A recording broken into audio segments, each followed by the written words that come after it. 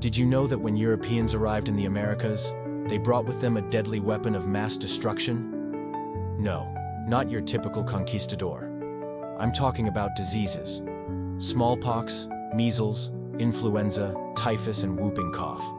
These 5 diseases devastated indigenous peoples. See, Europeans had built up a resistance to these illnesses over centuries, but in the Americas, these diseases were completely unknown.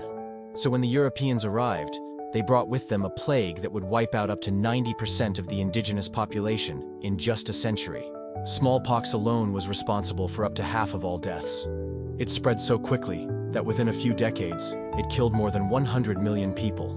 Whole cities and civilizations crumbled. The Aztecs and Inca, among the most advanced societies in the Americas, were struck down even before facing full military conquest. In fact, epidemics often paved the way for European colonization. But it wasn't just a physical trauma. Communities lost their elders and knowledge keepers, along with their oral histories, languages, and traditions. The cultural loss was as staggering as the physical one, and while most disease spread was unintentional, there were a few instances of biological warfare, such as when the British gifted smallpox-infected blankets to Native Americans during Pontiac A.S. War in the 1760s.